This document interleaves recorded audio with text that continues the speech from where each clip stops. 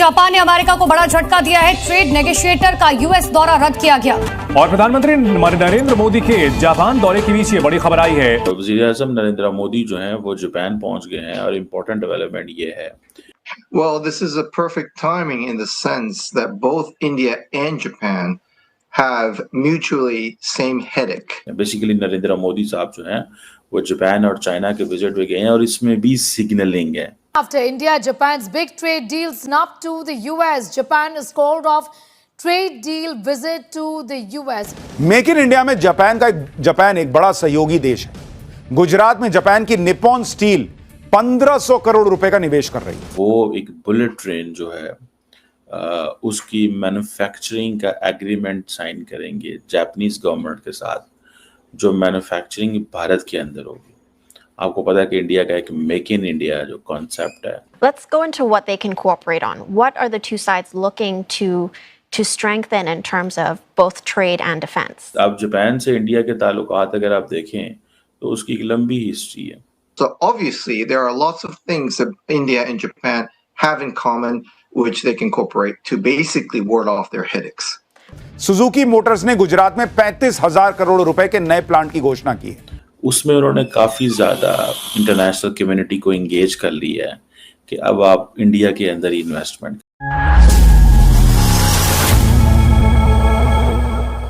वज़ीर-ए-आज़म नरेंद्र मोदी जो हैं वो जापान पहुंच गए हैं और इम्पोर्टेंट डेवलपमेंट ये है कि वो एक बुलेट ट्रेन जो है उसकी मैन्युफैक्चरिंग का एग्रीमेंट साइन करेंगे जापानीज गवर्नमेंट के साथ, जो मैन्युफैक्चरिंग भारत के अंदर होगी। आपको पता है कि इंडिया का एक मेक इन इंडिया जो कॉन्सेप्ट है, आत्मनिर्भर भारत, उसमें उन्होंने काफ़ी ज़्यादा इंटरनेशनल कम्युनिटी को एंगेज कर लिया है कि अब आप इंडिया के अंदर इन्वेस्टमेंट करें। बेसिकली नरेंद्र मोदी साहब जो हैं वो जापान और चाइना के विजिट पे गए हैं और इसमें भी सिग्नलिंग है। ये भी आप देखें, इंडिया सिग्नलिंग दे रहा है। उन्होंने कहा कि मैं अगर चाइना अकेला चला जाता हूँ या चाइना जाता हूँ तो it will have a different connotation. तो हल क्या है? उन्होंने कैसे करते हैं कि मैं चाइना नहीं जाता डायरेक्ट, मैं जापान चला जाता हूँ और जापान से होके इन चाइना आ जाता हूँ। दो चीज़ें उन्होंने की हैं।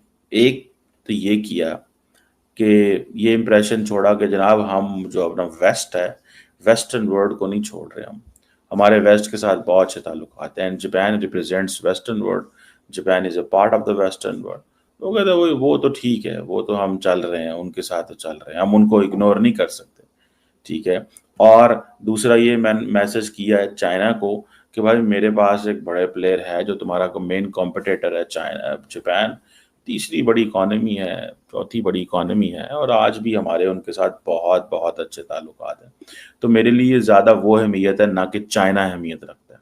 तो ये सिग्नलिंग ज़रूर दी जाती है, ये सिग्नलिंग होती है, याद रखिएगा, ये सिग्नलिंग ऐसे नहीं छोड़ी जाती। तो एक तो इस चीज़ को थोड़ा सा जहन में आप रखें। दूसरा इसमें जो चीज़ इम्पोर्टेंट है वो ये है कि you know what is important right now, वो ये है कि किस तरह और कैसे और क्या किया जाए कि इंडिया जो है वो अपने ताल्लुकात को बैलेंस कर सके और सिग्नल दे इस चीज़ को कि भाई हम जापान को ज़्यादा अहमियत देते हैं एज कम्पेयर टू चाइना।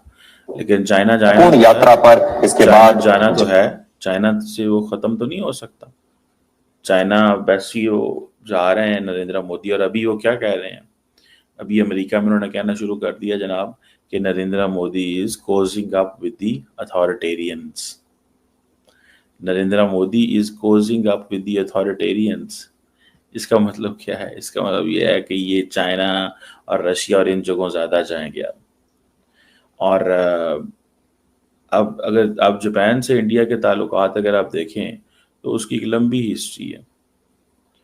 अच्छा, ये विजिट नरेंद्र मोदी का वैसे भी इम्पोर्टेंट है कि Narendra Modi is giving a message to the West, to the Chinese and to the Japanese and to everyone who is a partner of the United States, because India America ताल्लुकात जो है उनमें टेंशन चल रही हैं। और आप ये भी याद है कि जापान जो है is a part of the Quad grouping, other than Australia और जापान के साथ। सो ये जो क्वाड है, it is considered as a counter balance to China, जिसको अमेरिकन अब नहीं मानते। ये ज़हन में रखिएगा, Quad is not a quadrilateral security dialogue, is not a platform which is a counterbalance to China and Indo-Pacific. Had there been something, because the real thing is कि Americans कहते हैं कि अगर ऐसी बात हो तो हमें पता हो, हम चाइना, इंडिया हमारे साथ है, इंडिया हमारे साथ नहीं है, इंडिया अपने नेशनल इंटरेस्ट को प्रोटेक्ट करता है। सो मोदी साहब जापान में हैं, वो वहाँ पर Japanese prime minister in Shiba से मिलेंगे, और इम्पॉर्टेंट चीज़ क्या, क्रिटिकल मिनरल्स, जो कि इंडिया चाइना को भी कह सके कि मुझे क्रिटिकल मिनरल्स चाहिए। इम्पॉर्टेंट चीज़ ये भी है कि इंडिया जापानीज इन्वेस्टमेंट लेके आना चाहता है भारत के अंदर, ठीक है, और वो इन्वेस्टमेंट जो है दैट दे बिलीव के क्रूशल है। जैसे मैंने आपको बताया कि मैन्युफैक्चरिंग जो है इंडिया लेके आना चाहता है with in the Indian territory, और ये चीज़ है। सो ये मैन्युफैक्चरिंग किस हद तक आएगी, कैसे आएगी, क्या होगा, ये भी एक सवाल है। लेकिन जो याद रखिएगा कि जो इंडिया जापान रिलेशनशिप है, ये मतलब इसकी बड़ी स्ट्रॉन्ग फुटिंग्स हैं, ठीक है, it has evolved over the years. अगर मैं आपको थोड़ा सा रन डाउन इसका दूँ, तो जो इंडिया और जापान जो है इन्होंने वर्ल्ड वॉर 2 के बाद ताल्लुक बढ़े 1952 में, इन्होंने फिर एग्रीमेंट्स वगैरह हुए, तब से 52 से अच्छे ताल्लुकात हैं।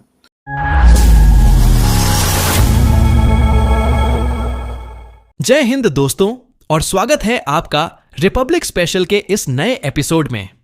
आज हम बात करेंगे एक ऐसे अंतर्राष्ट्रीय घटनाक्रम की जिसने पूरी दुनिया का ध्यान अपनी ओर खींचा है।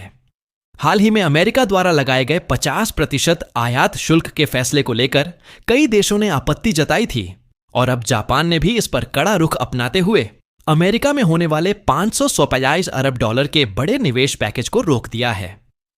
जापान के शीर्ष वार्ताकार, जो इस समझौते को अंतिम रूप देने अमेरिका जाने वाले थे, उन्होंने अचानक अपनी यात्रा रद्द कर दी। इससे पहले अमेरिका और जापान के बीच यह सहमति बनी थी कि अमेरिका जापानी उत्पादों पर लगने वाला शुल्क 50% से घटाकर 15% तक करेगा, जिसके बदले जापान अमेरिका में भारी निवेश करेगा। लेकिन हाल ही में अमेरिकी राष्ट्रपति डोनाल्ड ट्रंप ने बयान दिया कि यह धन अमेरिका का है और इससे होने वाला 90% मुनाफा अमेरिका के पास ही रहना चाहिए। इस बयान ने जापानी प्रतिनिधियों को नाराज कर दिया और उन्होंने साफ शब्दों में कहा कि किसी भी निवेश का आधार आपसी लाभ होना चाहिए, न कि एक तरफा फायदे का सौदा। इस विवाद ने न केवल जापान अमेरिका के रिश्तों को तनावपूर्ण बना दिया है, बल्कि वैश्विक स्तर पर व्यापार और निवेश की स्थिरता पर भी सवाल खड़े कर दिए हैं। विश्लेषकों का मानना है कि अगर ऐसी नीतियां आगे भी जारी रहीं तो अंतर्राष्ट्रीय बाजार में अस्थिरता और बढ़ेगी, जिससे एशियाई देशों के साथ साथ यूरोपीय यूनियन की अर्थव्यवस्था पर भी असर पड़ेगा। जापान का यह कदम भारत जैसे देशों के लिए भी संकेत है कि बदलते वैश्विक परिदृश्य में हर देश को अपने हितों की सुरक्षा खुद करनी होगी। वहीं अमेरिका के इस फैसले को लेकर चीन और दक्षिण कोरिया जैसे देशों ने भी चिंता जताई है, क्योंकि ये देश भी अमेरिकी बाजार में बड़े पैमाने पर निर्यात करते हैं। कई विशेषज्ञ कह रहे हैं कि आने वाले समय में अमेरिका की इस प्रोटेक्शनिस्ट पॉलिसी के खिलाफ एकजुट होकर एशियाई देश नई रणनीति बना सकते हैं। जहां एक तरफ अमेरिका यह मानता है कि उसकी घरेलू कंपनियों को बचाने के लिए ऊंचे शुल्क जरूरी हैं, वहीं दूसरी ओर निवेशक और सहयोगी देश इसे अनुचित बताते हैं। जापान ने अपनी नाराजगी जताकर यह साफ संदेश दे दिया है कि वह किसी भी ऐसे समझौते में शामिल नहीं होगा जिसमें संतुलन और पारदर्शिता न हो। अब सबकी नजरें इस बात पर टिकी हैं कि क्या आने वाले हफ्तों में अमेरिका अपने रुख को बदलेगा या फिर यह टकराव और गहराएगा। इस पूरी स्थिति ने एक बार फिर यह साबित कर दिया है कि आज की वैश्विक अर्थव्यवस्था पूरी तरह आपसी विश्वास और सहयोग पर निर्भर है, और अगर कहीं भी संतुलन बिगड़ता है तो उसका असर दूरगामी होता है। भारत के दृष्टिकोण से देखें तो यह घटनाक्रम इस बात का सबक है कि हमें भी अपने व्यापारिक साझेदारों के साथ समानता और आपसी सम्मान के आधार पर ही संबंध मजबूत करने होंगे।